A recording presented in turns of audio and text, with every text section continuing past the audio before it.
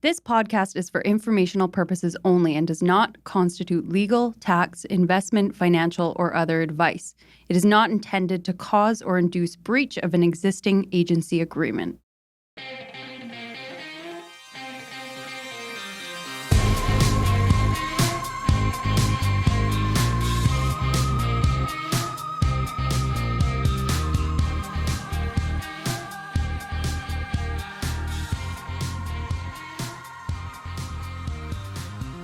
Okay, so we're here with Byron Chard, President and CEO at Chard Development. How you doing, Byron? Fantastic. Thank you for having me.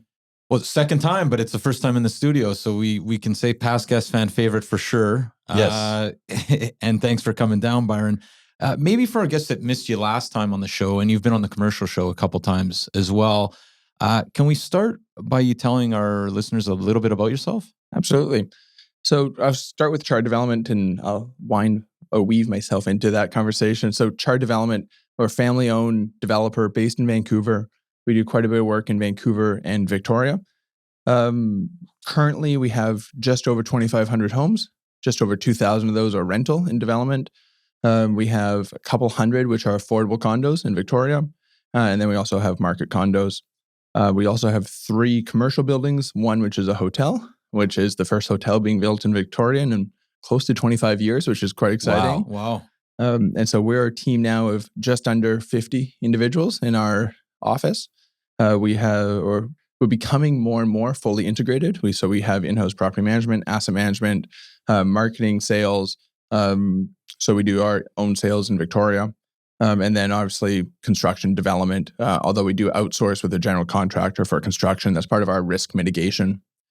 I took over the company now 4 years ago from my father, who is enjoying the fruits of his labor now.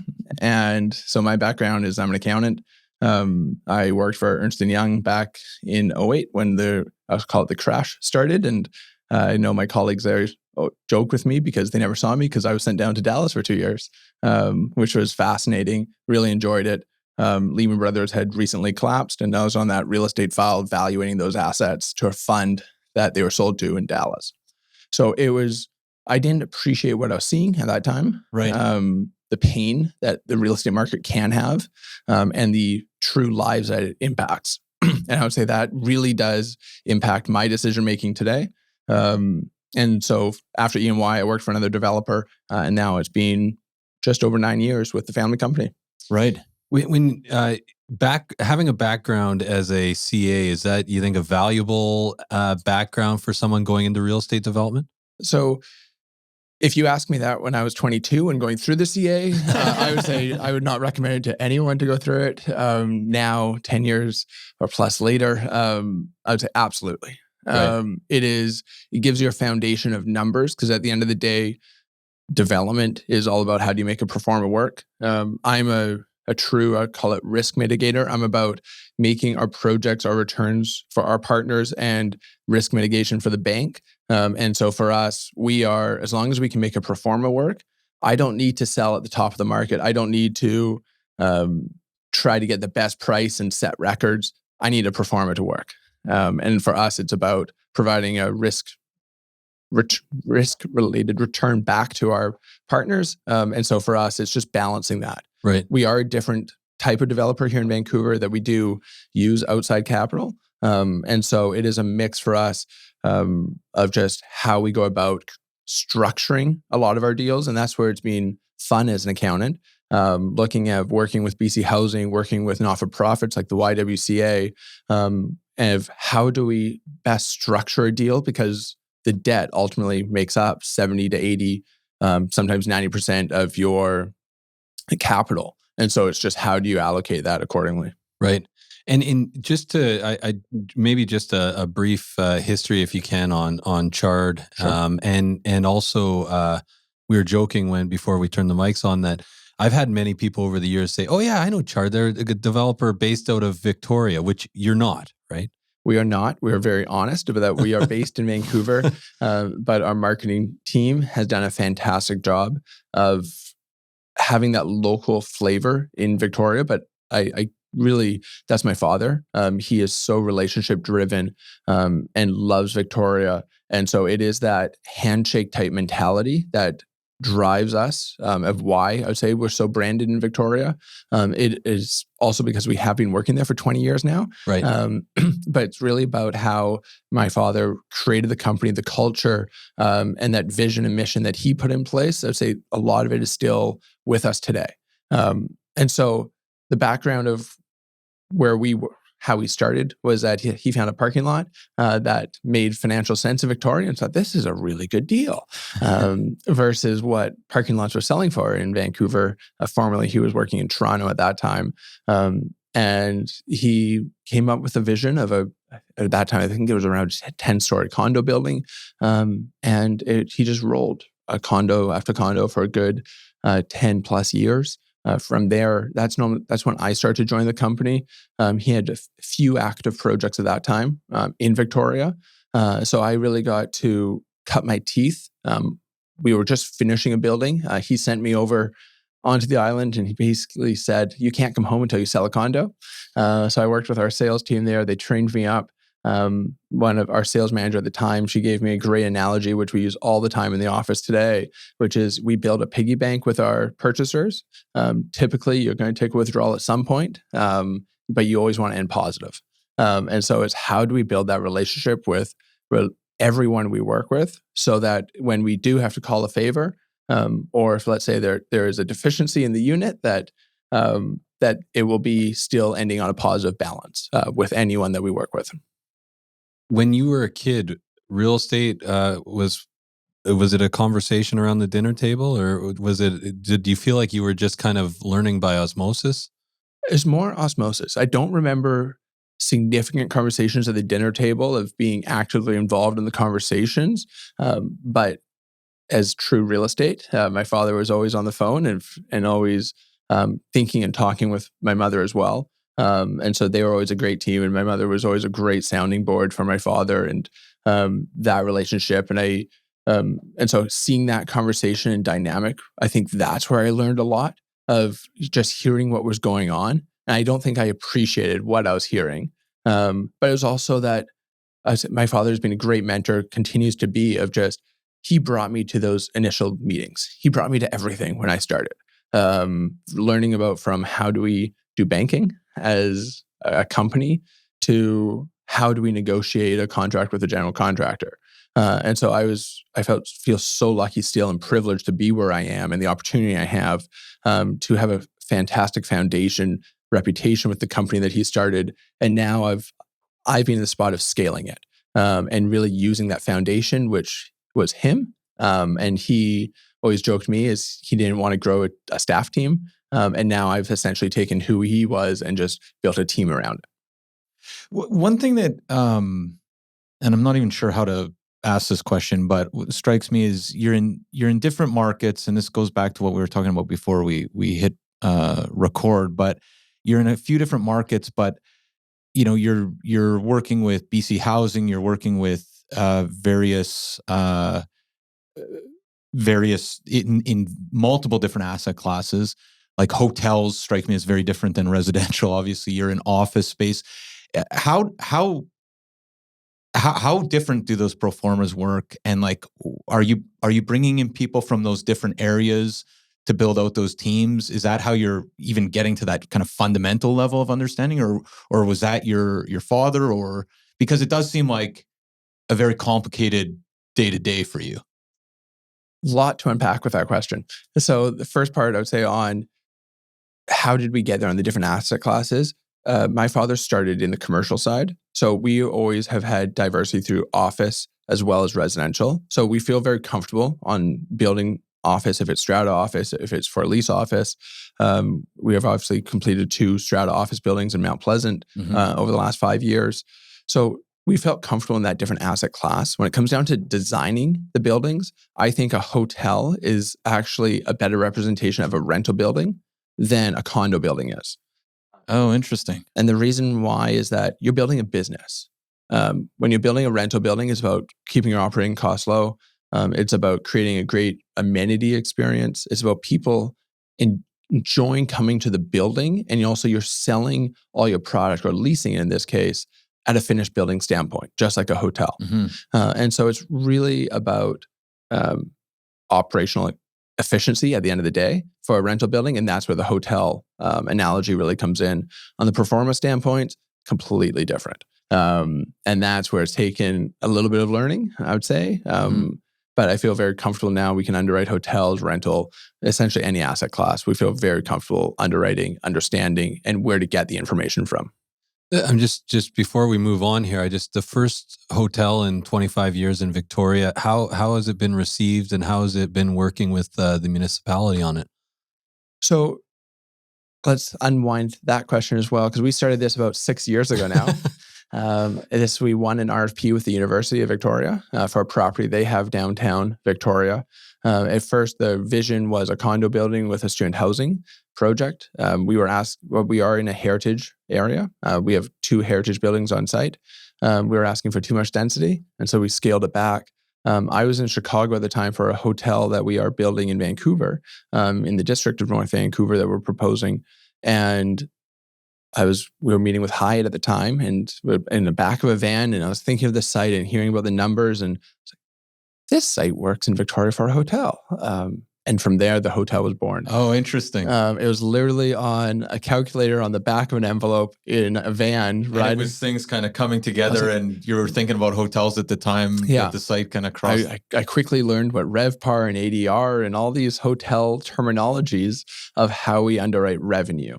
So take your average room rate with your occupancy, that's your RevPAR. I was like, oh, okay, this is all making sense. And this actually will work as a hotel. And from there, 3 years later in a rezoning process, because again, we had to get through the heritage, we're ready to start construction in about 2 months. And is the plan do you create this business and then you retain, or do you sell the business, or what's the goal there? So this has been a significant pivot for our company. We now retain. Okay. And so we retain with also operating the building as asset managers in the hotel case, or in rental buildings, property manager and asset manager. And just before we get to the kind of nuts and bolts of the real estate market, of what we asked you to come talk about, it is worth noting, because this was part of the conversation before we went live, but how complicated all these numbers and the pro formas and all the rest. It's worth noting that you're more comfortable thinking about exploring a new asset class than you are exploring a new municipality, because if you want to get complicated, it's learning the ins and outs of figuring out how to negotiate personalities and bylaws and politics, basically. And surprisingly weighted around tree removal. Right. Sensitive topic in Victoria for me. So for us so I had a strategy about 5 years ago I put into place that we were going to focus on City of Vancouver, City of Victoria, and the North Shore. So when brokers call me, what are you looking for? I had very specific answers of this is what we want. And my promise to every broker is if we aren't a yes, we're going to be a really quick no. So call me because we will get back to you really quickly. And so from there, that's when we started to really build those relationships in City of Vancouver. We already had those in Victoria. So those were just continuing those relationships. But otherwise, it's really focusing on understanding the different policies, watching the council meetings. Normally about a year out before council or a municipal election, we stop buying rezoning sites. It's just too much risk for us to be looking at how the policies could change. The Broadway plan is a fantastic example, I think, of that was voted in by the last council. We just saw the pace of change get rejected by this council, but finally, those letters of inquiries from those developers are going to start to get responses soon. But that's 8 months now. And so the timelines when you have a municipal change, it's too much risk for us. And so that's where we start to buy DP sites. And that's where, like in Victoria, in December, we closed on quite a large acquisition that we're going to build 450 rental units that had all permits in place. And so for us, it's really, we tailor our acquisition strategy to election cycles. It's so important that they are such a player in our industry that we really pay attention to it. That's fascinating. So maybe changing gears a little bit, Byron, how is the market? I would say dynamic. Dynamic in every asset class. But we are starting to see life. We are in almost every asset class over the last 2 weeks. It's something that we've not seen in 6+ months of my phone is ringing with opportunities, with people actually looking to buy. If it's strata office, if it is for lease product, if it is condos. We are definitely seeing an interest across the board. And I would say that is, we are starting to see stability. And I think at the end of the day, that's what people are seeking. Money is really scared of volatility. And that's what we've all ultimately been in for close to a year of trying to understand, when is the interest rates going to stop increasing? Where's inflation going to be? What are the employment numbers? How is our banking system? And I think at the end of the day, what we've seen with the banking system in the US, those two banks ultimately failed because of poor management. So from everything I've heard from a lot of smart people, smarter than me in the banking industry, and from what I've read, it really was a poor management and risk strategy from those two lenders. And we are in such a better position here in Canada with our regulatory environment, with our banking system. And when I've talked to our different lenders, they are confident in its business as is. Yes, the stress testing, while we all complained when it came into place, it has, I'd say, done its job. It has kept us in a healthy environment. I think as a developer, it's also helped us on risk mitigation for the individuals who are buying 2-3 years out. They're getting stress tested when they purchase, or so when they sign that contract, and so that we know they're going to be there at closing most likely. So it is a risk mitigation, I think, approach to the market, and we are starting to see people feel confident to make the decisions, and they feel like interest rates will be down in 12 months, 24 months, and that's what all banks are projecting too, which means that we're starting to see pre-sales start to move again. Mm-hmm. So it sounds, well, maybe I'll put it as a question. Are you more bullish now than you were 6 months ago? Bullish with regards to acquisitions or with our product transacting? Maybe the market in general. But actually, and then maybe acquisitions and your product. So definitely our product, I feel a lot more confident in. But that's also because I would say I like to compare Chard to other developers. I think developers, an easy analogy is you can put a car manufacturing type on us. I like to say that we're a Volvo. We're going to be safe, reliable, somewhat boring, but you know exactly what you're going to get, and your investment will be safe with us. Because ultimately, a purchaser of any pre-sale, you're investing with us. We're there to make sure your investment is safe in the long term. I'm really proud of how Eleanor and Ellsworth, 2 Main Street projects for us, have performed, how they're reselling. And so those initial purchasers have done well in their investments. And so that's something that we monitor as well, because at the end of the day, we want everyone to succeed. And especially if you're buying pre-sale from us, we want that to be a strong investment for you. So I am feeling more and more confident in the market in Vancouver. And with that said, the fundamentals have always been here. So we know it's going to come back. And I would say it never really went. It was just people were on the sidelines. And so that's where now I think we're starting to see that confidence come back to the market. For acquisitions, it's still not there yet. I would say developers are not transacting as much as we would typically see in a market. The expectations between vendors and purchasers are still not there. Let's also not forget construction pricing is still quite expensive. While we're seeing the supply chain improve, we're now seeing the cost inflation on labor. So I'd say that the material decrease is getting offset right now by increases in labor. I'm just, for this next question, just kind of thinking about cities and secondary markets. I had a call with an agent who I work with in the Valley, and he was saying that almost everything in the Valley for detached and for townhome products, a lot of it is selling in multiples right now. It's really busy. We talked a lot on the show about how COVID kind of drove people out to the Valley, and that now what the expected pattern would be is that people would come back to the city, and the Valley might be a soft market, but it doesn't actually seem to be following that trend per se in some scenarios. What are your thoughts on kind of the rebound coming out of COVID, but also where do you think we're going to see the growth in the demand in Metro Vancouver in the next 3 to 5 years? I think in all markets, we're going to see that demand. It's just across the board. It's across the board. And that's really due to the immigration. It's due to Vancouver is a fantastic place to live. BC in general is the best place to live in the world. And especially now that people are traveling and then coming back home, I think everyone appreciates Vancouver even more. But I think that trend of people moving out to the valley is going to continue. However, Vancouver in general, people are coming back downtown. People are living in East Vancouver, living on the North Shore. So I don't see that. I think it's every market is feeling that pressure because it's just the way of life of people's life cycles that the individuals who are 25 to 35 still want that white picket fence for when they have kids. And so they're still moving out to the valley. While we are also seeing household formations decrease, less people in households having less kids. And so that's where we're seeing some of those individuals stay within Vancouver. And I know you've had some fantastic podcasts recently with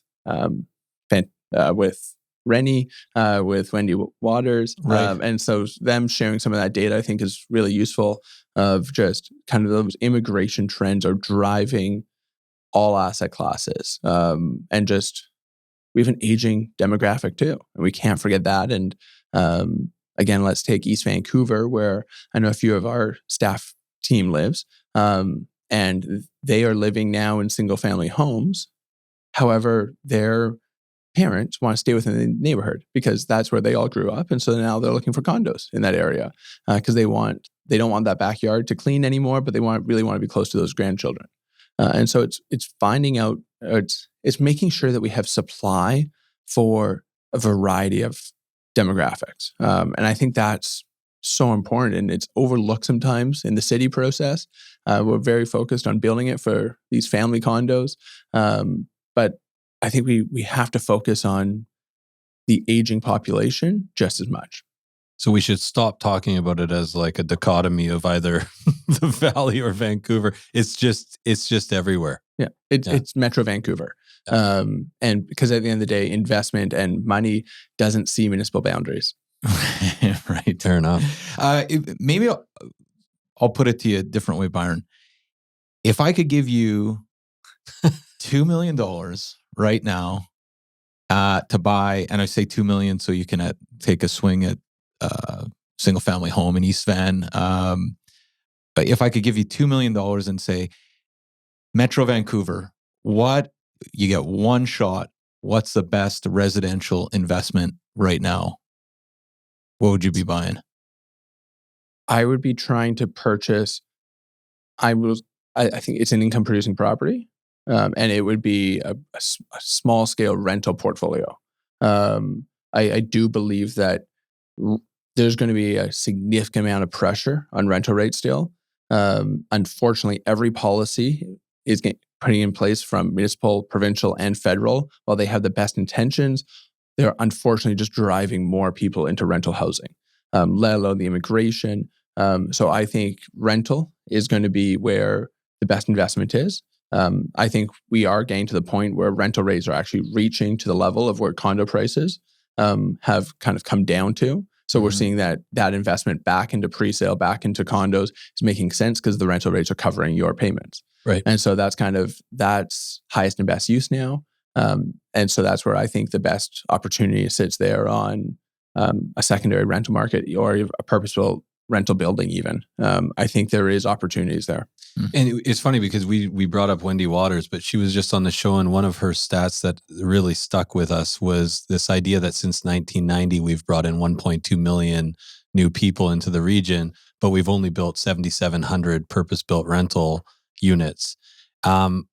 Can you talk a little bit about, I know you work with people at the provincial level, or you're working with policymakers. Can you talk about, do we have a good understanding of what's actually required to bring more rental housing on the market? Do you think it's going to be successful? And then also, is Chard focusing on market rental as part of the portfolio? So I'll answer the last one first. So for us, rental is our biggest part of our portfolio now. So with just over 2,000 rental homes, that has been a major focus for us. Part of that is due to the pension funds that we work with, and having that opportunity to work with them is also a privilege. And so looking to build out large-scale rental buildings with highly amenitized, so that it is a way of life and it is not just a phase of life. And I think that rental culture is one of our biggest issues here in Canada in general. If you talk to someone in the US and say, where are you from? They'll say, I've lived in St. Louis, Boston, LA. I might be moving down to San Francisco soon. In Vancouver, they will say, I've lived in Burnaby, North Vancouver. The West End. That's interesting. So in Canada, there's a different kind of mobility. Sure. I've never really thought of that in terms of the different kind of cultures. But you're right. Like last time I was in Arizona, the Uber driver, she'd been from Vegas she'd been all over the place. It's a very different culture, and so we have to make sure we're building our product to that culture, and those trends. But I do think in the US, home ownership it's a lower percentage of the population, I believe, compared to Canada. That is our culture here, is you buy a home. And so I also think where we've seen such a run up in real estate in general, I think that is going to slow.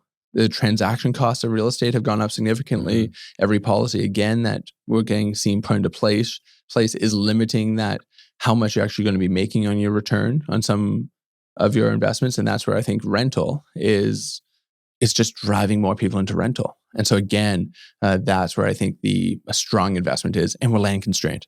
Let's not forget that, and that we see a lot of interprovincial and a lot international immigration coming into Vancouver. Interesting. So we've gone up approximately, I'm thinking 1 beds in downtown and kind of the collar surrounding downtown have gone up roughly 25-30% or so in the last year and a half. Do you think we're going to be like, are we looking at double-digit percentage increases on rents if you had to predict in the next few years? Unfortunately, I think we are. Yeah. I think it really comes down to just a lack of supply, lack of the right supply. And so I skirted around the policy question, but I think the policies that we have getting put into place is the governments need to help focus on the debt side of encouraging projects to get finance for purpose-built rental. At the end of the day, a purpose-built rental project is all about debt and how much equity you need. So in comparison, a rental building, we need 30, sometimes up to 40% of equity, compared to a condo building. Potentially, we only need 10 to 15% of our equity, of that capital stack as equity. So it's a significant difference. And then let's also not forget, for rental, we're writing a 5% check to the federal government for GST 30 days after we get occupancy, no income in place. While in condos, the purchaser's paying for that. Significant difference on the pro forma. So how you underwrite a rental building is why so on tight. earth? I mean, the GST thing seems like such a no-brainer, where there's a housing crisis across the entire country, that they wouldn't be thinking about some sort of rebate on actually providing rental housing to the Canadian market. Like, it seems. And I'm hopeful that our provincial government may be looking at something like that, to try to offset from the federal side. It's making the federal government a lot of money right now. And I will try to hold my political views, but they have an addiction to spending, it seems right now. And so we are helping fund that through the GST payments. So for us, it is, as an accountant, that's a sensitive topic. I have words about that GST that I can't say on this podcast. It's not the most diplomatic response. I have to be sensitive on this one. Are you bringing projects as quickly to market right now as like we've been talking a lot about stalled projects over the last year? Well, now, and you mentioned acquisitions as being fairly slow. Now is it kind of like let's go? Or is that kind of the sentiment you're feeling? And I know it's only been a few weeks, and it's not necessarily a trend, but it's clear that the sentiment has changed. So for Chard, we have delivered every single project we've ever brought to market. Actually, any project we've ever rezoned, we've actually delivered. And we do that also for our reputation at city halls. So that when I'm in front of council and making a promise, I can look them in the eye and we'll deliver on it. I think that's really important. And our partners also are well aware of that obligation we're giving, and they work with us from that standpoint. I still think, so once you make the go decision, you're still months away from launching. It takes a lot of work and to get those wheels moving on a launch. These are typically large projects, large investments, especially when you look at Burnaby and some of those towers. Those are big buildings and you need a lot of pre-sales. So Chard has never worked in 30 to 50 story condos. We have typically stayed around the range of 100 to 150 units. I'd say that's my sweet spot for condo projects. I know that I will be able to get pre-sales. So I know that I can get a shovel in the ground, be fairly close to the timelines, if not bettering sometimes our timelines that we tell purchasers. It's that obligation, the trust that we're building so that I know when we are actually doing that pre-sale, I'm going to be building that building. And that anyone coming through at sales centers can have confidence that we'll deliver and they'll get a great product on time for it. Thinking about delivering product and building, I'm just wondering, I think it was on the commercial podcast talking about the challenges in the development community and how they've shifted over the last year with rising interest rates. And you just mentioned a couple minutes ago, that wage increases now. It seems like, okay, supply chains loosening up, but wage increases. What right now are the biggest challenges you're facing, and are they as dynamic as they seem? Like, are you like, oh, it's like whack-a-mole, or can you speak to the challenges in, I guess, for the development community and for Chard specifically? Sure. So I think the easiest challenge to deal with is actually the interest rates, because we can just plug a new number into our pro forma. Yes, it will not look as good, but we can quantify that and run sensitivities on interest rate exposure. We can also, right now, we're working with lenders to be putting in, what's the right word for it? But it's facilities. So any purchaser can actually be qualified at a lower rate and have a locked-in mortgage when they finish. So potentially we're looking at around a 3.5% fixed 3-year mortgage for any purchaser if you buy with us, and you will be stress tested then at 5.5%. Working with banks, working with banks. So we can help mitigate that risk for our purchasers as well. Right. I say that's the fun I would say Chard is starting to have, and you can feel the energy in our office of kind of the scale of that. We are getting a little bit more momentum behind us, so we can put these strategic facilities into place with different organizations to ultimately help the risk of our purchasers. So we try to understand what their pinch points are. Right. So interest rates, I think, is we can mitigate that risk. I think the biggest issue right now is timelines. Everything is just taking a little bit longer. The requirements that we have to put into the buildings, to how we demo the buildings, to the tree issues that we have to work around, everything is taking a little bit longer. And I don't know if that is the work from home culture in some environments, especially at City Hall, because I think buildings are also built through collaboration. They're built through rooms like this where we're sitting together and bouncing ideas off of each other and having an honest discussion of what we can do and what we can't do, because in a building, we can't satisfy every obligation. We can't solve the affordability, the environmental, the transit. We can't solve it all within a 130 unit condo building. Right. We can be part of it though. Right. And so what can we do to help? You didn't hear, but most people at the city quietly quit during COVID. So don't worry about it. But they're all coming back. Move to Fraser Valley? yeah, exactly. What areas in Vancouver are you most excited about? So we've always been a believer in East Vancouver. It's a market that is coming into its own more and more and more. And I think people are just recognizing it. Back in 2016, when we purchased the development site for Ellsworth at Main and 7th, people thought we were crazy to be buying on Main Street in East Vancouver. Most developers were purchasing on the west side at this time, and people thought we were going to lose our shirt.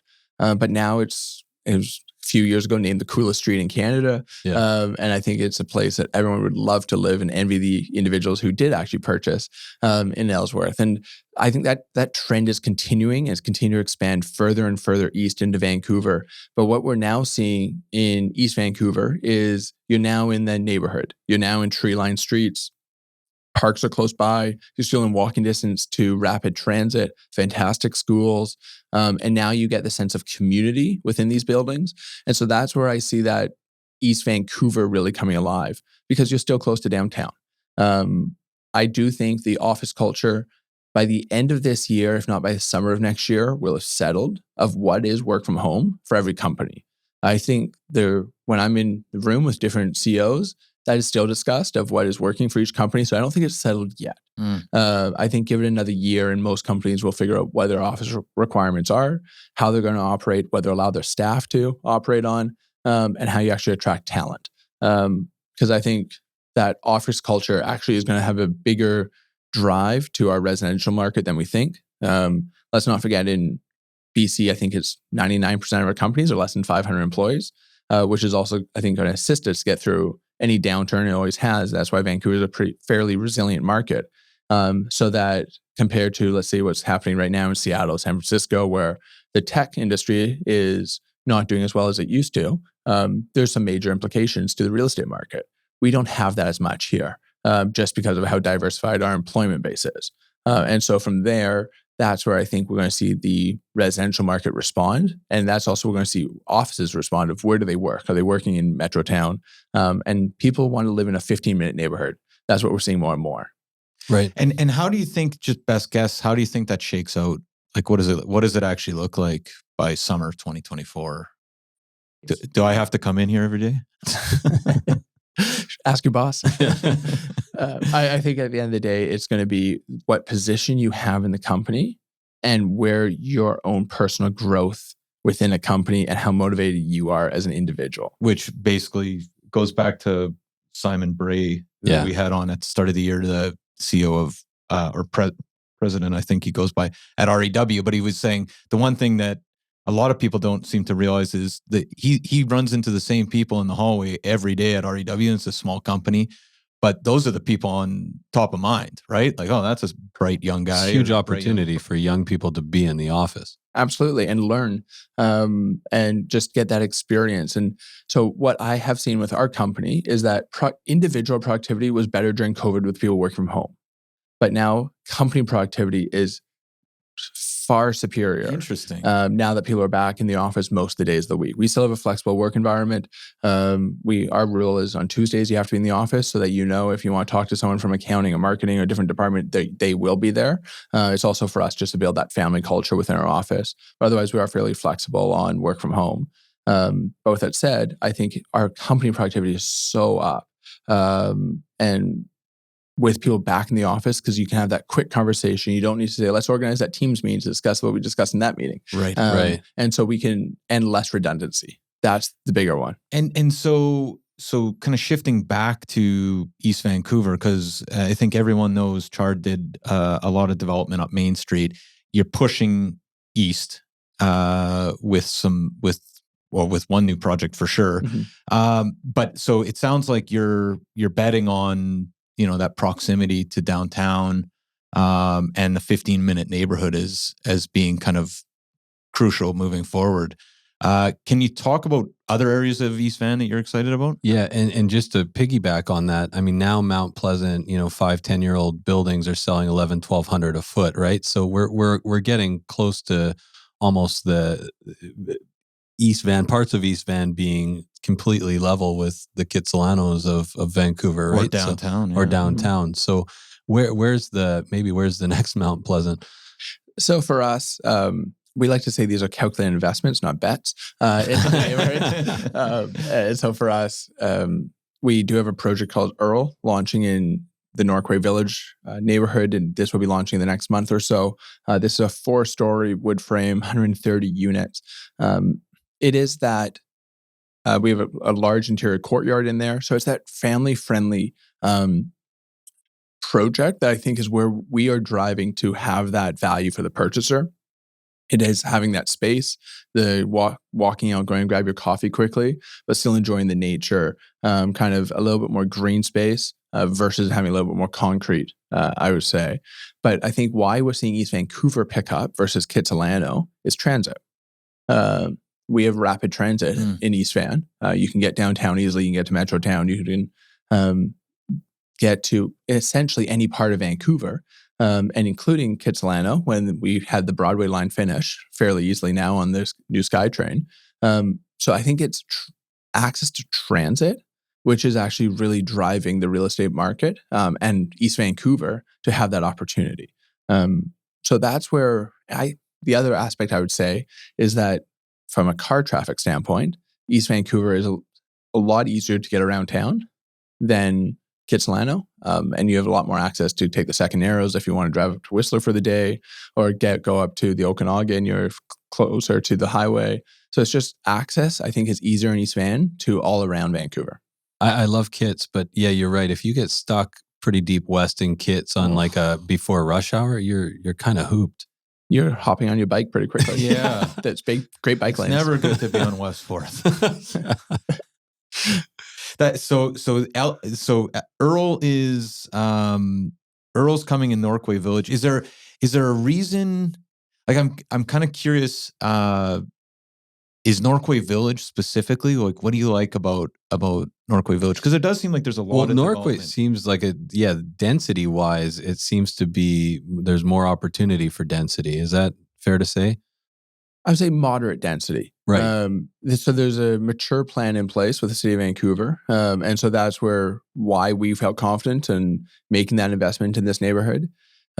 Quite selfishly, I play softball on most Thursday nights in a fun beer league. And so we played many softball games over the last decade at that park. And it was kind of more and more time spent there. Like, this is a fantastic neighborhood. Yeah. Right. And so this site is literally a block away from where we played softball for many years, still do play it. I sound like I am an expert softball player, but let's get this straight. We pitched our own team.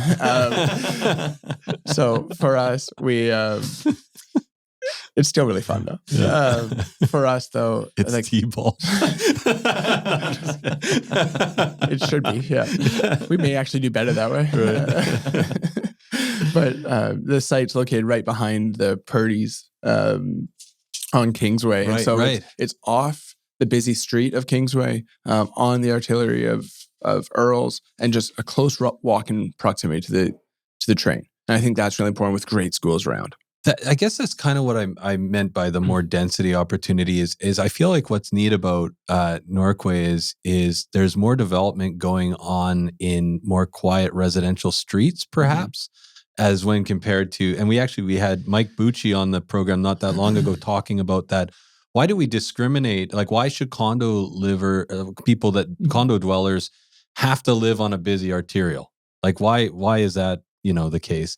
And so why is that even acceptable? Yeah, and why is that acceptable, right? That I have to have Kingsway going through my living room if I want to be in a condo, right? And so I think that's kind of maybe what's most exciting for me is kind of the more moderate density going on quieter residential streets. And I think you hit the nail on the head there with moderate density. We also have to respect as a developer that we bring change to the neighborhood. Change is most of the times people don't like change. This is uncontrollable change for a lot of different neighborhoods because of the need for supply and recognizing that more homes are needed. And so that's where we have to be respectful, though, I think, of the single family neighborhoods and what they represent, and how we transition them onto those concrete 10, 20-story buildings that are closer to transit, closer to the Kingsway. And that's why I think this being a 4-story building, we are next to single family neighborhoods still, so we get some fantastic views. We do have some stacked townhomes, which will have fantastic outdoor spaces on a 4th floor where you have a full rooftop on top of your townhome. I think it's being smart with transitions and being respectful to those neighborhoods.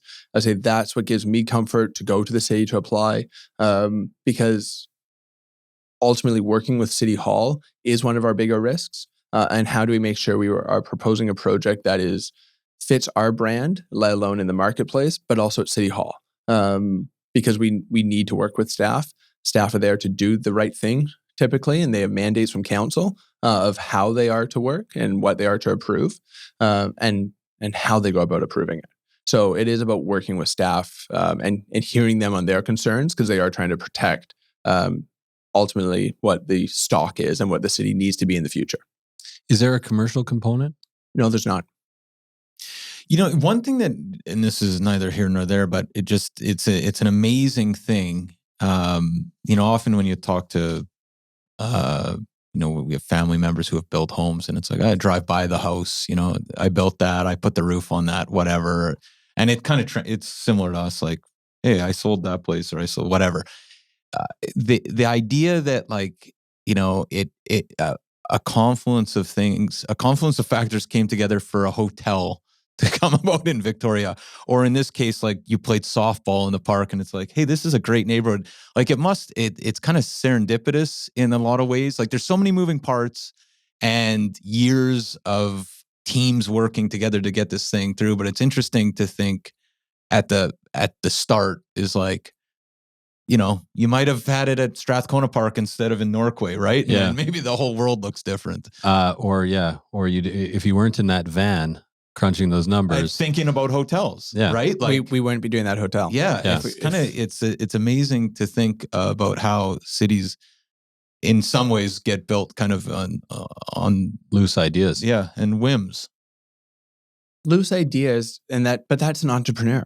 You see an opportunity. Right. And that's the fun side of being an entrepreneur. And one of my big criteria I've come to learn when looking at new acquisitions, if it doesn't get me excited, we're not going to look at it.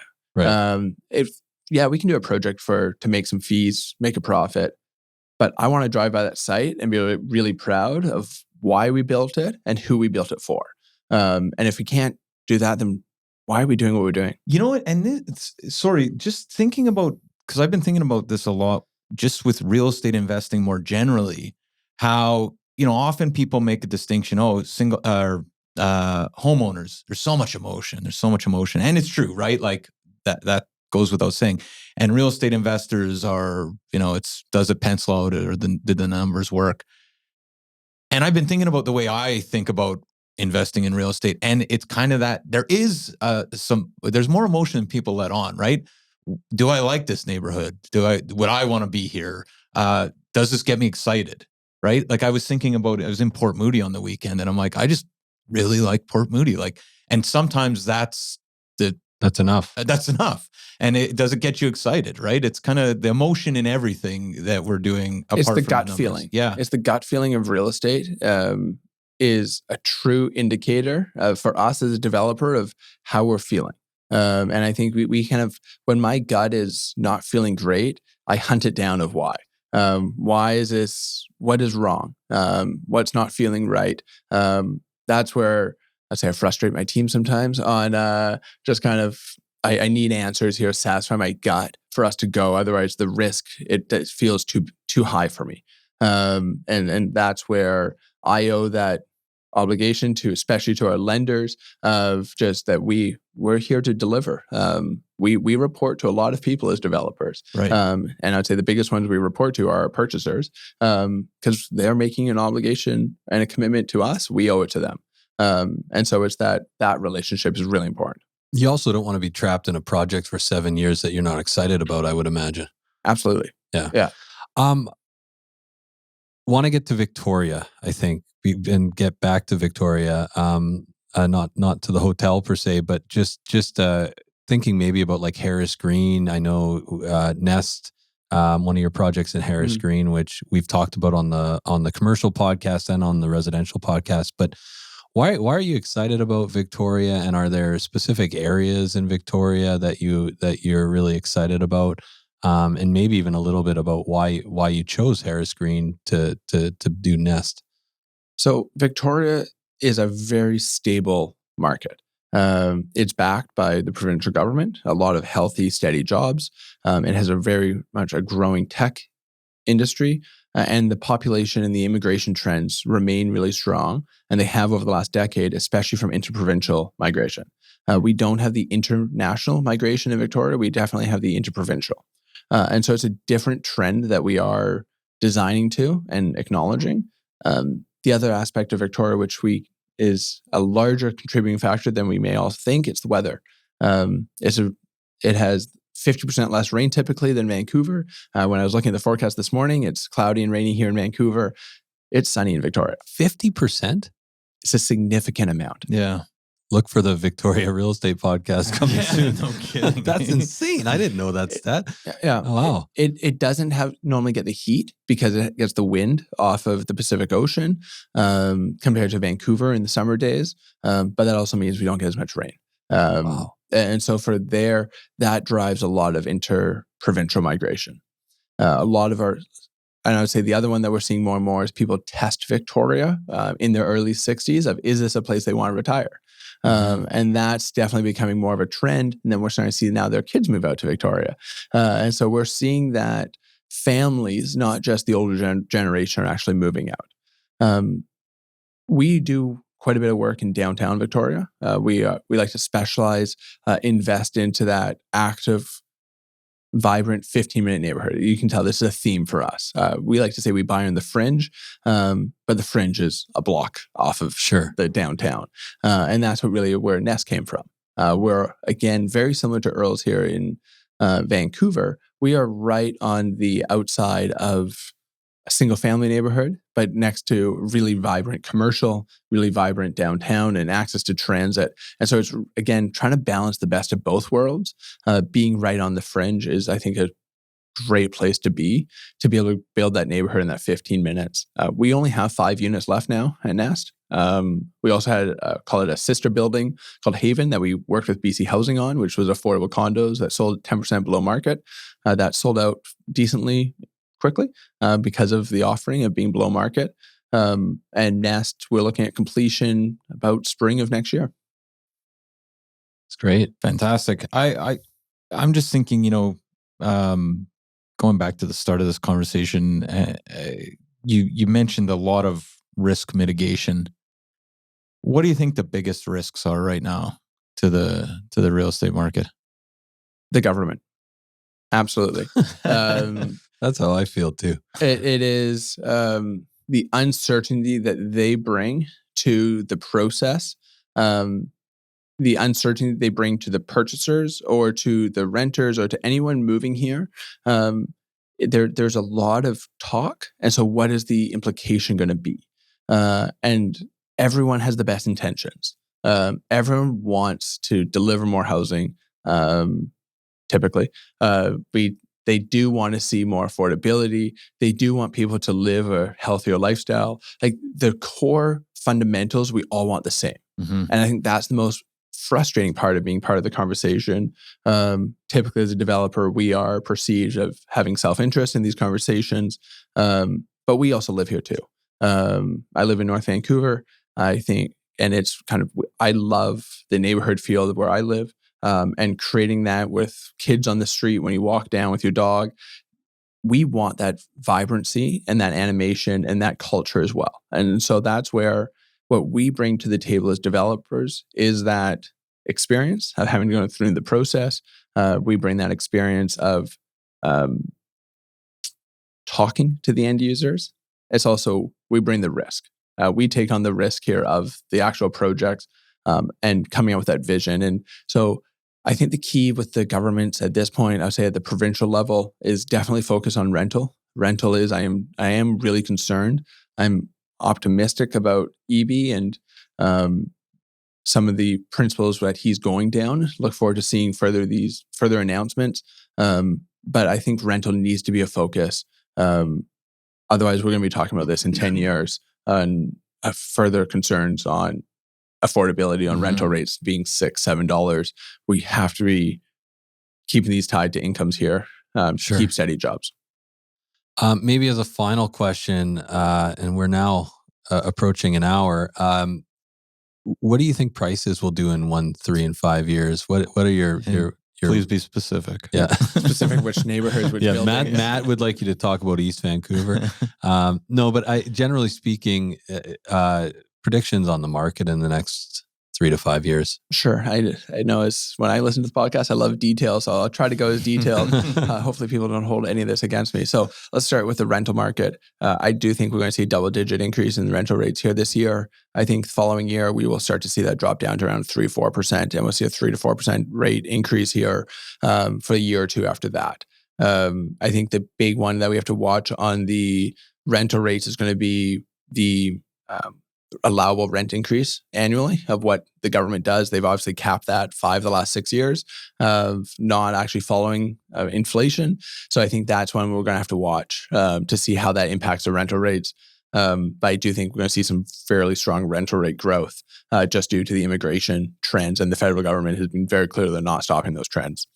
On resale and pre-sale, I think what we've seen is around a 10 to 15% decrease over the last 8 months. I think we'll see that rebound back to par by the summer of next year. I do think we're going to start to see confidence come back into the marketplace as interest rates, I think, will stay flat. I think we're going to see the interest rate we have today. I wouldn't be surprised if we still have it in December. And I think at that point, maybe we'll start to see interest rates start to come down, not by much and not too quickly, though, in 2024. But I think just starting to see that confidence of interest rates going down, people will make decisions. Their lifestyles will change at that point, and people will stop being on the sidelines and realize they do have to move and have the confidence to do that. So I do think we'll be back to early 2022 pricing by the summer of 2024.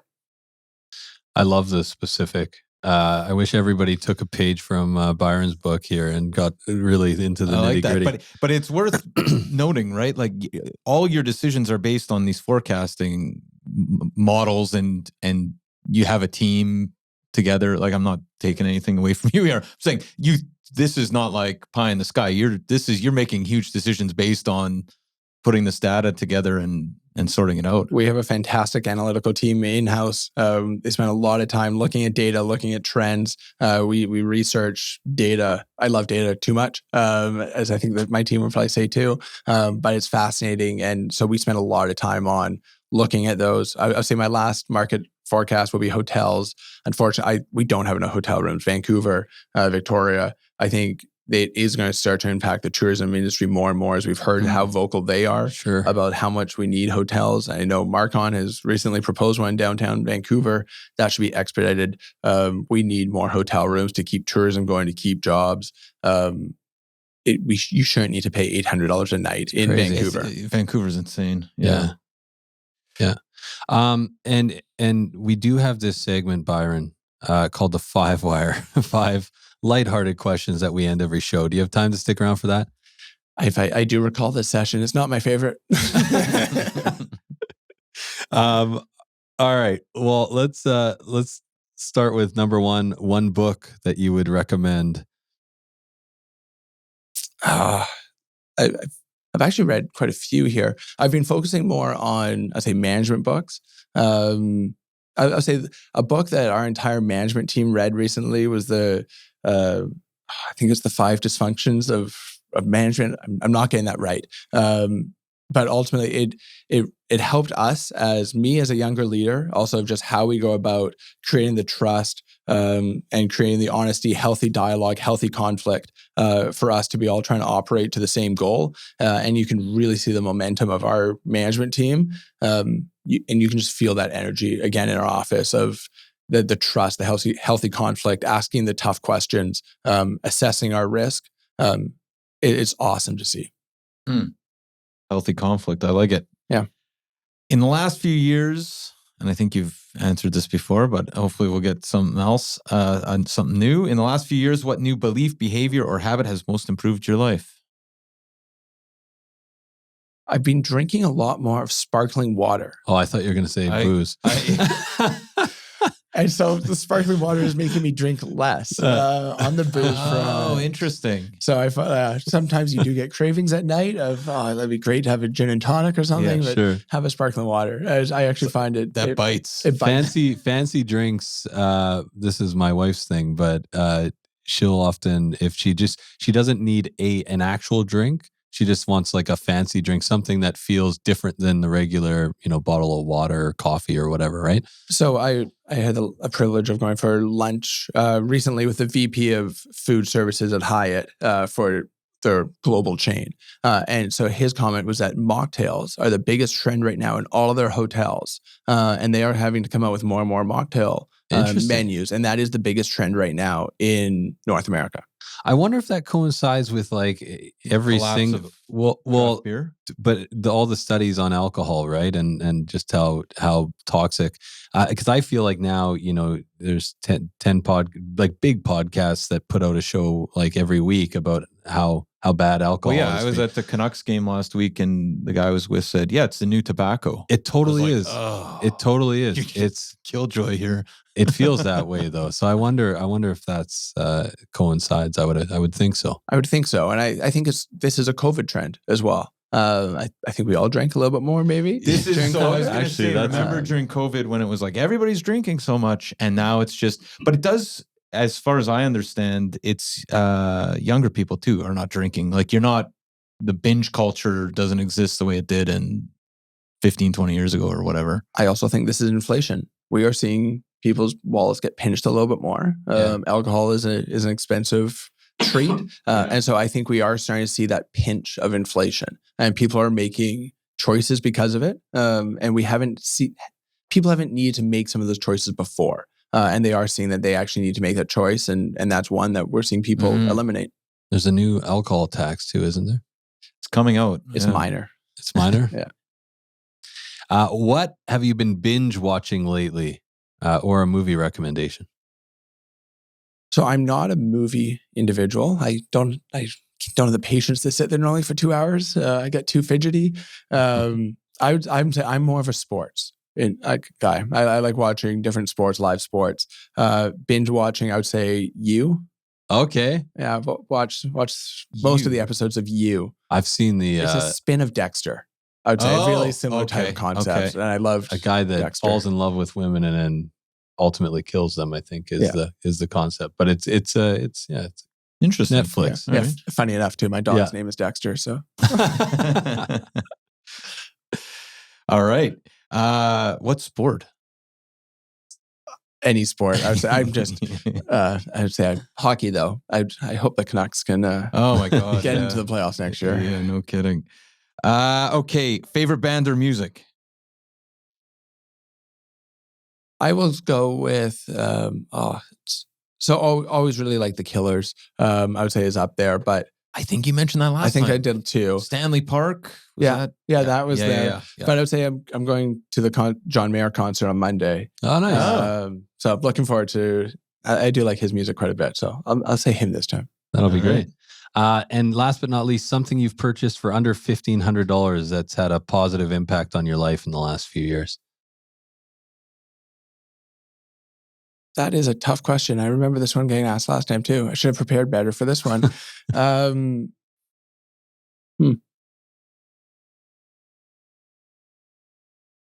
blanking on this one, but I would say we can bump it up to 2,000 if that helps. It's going to go lower than that. I'll take the spin another way because I would say I've started to go to Barry's, the workout class, a lot more. I hear that's like can you go to a class for under 2,000? See, that's why I thought I'd bring it up because it's not cheap. It's not cheap. But it's I really actually enjoy it. It's kind of a mix of a change, good run, good workout. And so at Christmas time when they had a sale, I bought a package there. And so I heard that's like one of the best workouts in town though. It's fantastic. Yeah. It's pretty motivating. You go in and I would say I'm in my head right at work and I leave kind of, okay, I'm glad I did that. I'm glad I forced myself. So it's a great workout. I don't even know if I've heard of this workout. I hadn't either, but it's called Barry's. I know a few people that have gone. Let's go recently. sometime. Yeah. It's a popular spot though. Yeah, and if you want to see real estate people, there's a lot of real estate people that go to the workout. Yeah, it's Barry's. Well, all right. Check Matt will be there. I'll be there. How can people find out more about Chard and what you're doing, Byron? Sure. So best way to reach out to me is on LinkedIn, Byron Chard. And then otherwise, I would say charddevelopment.com. That's our website. My personal email address is bchard@charddevelopment.com if you do want to email me. Always happy to connect, discuss real estate, and share what we're doing and kind of our strategy to real estate, because I do feel like we are doing something a little special, a little unique here in the Vancouver market, where we have some of the most sophisticated developers in North America. Absolutely. Fantastic. Well, thanks so much, Byron, for taking the time, and so good to have you in the studio for a change. Appreciate you coming down. Well, thank you for having me. This has been fun.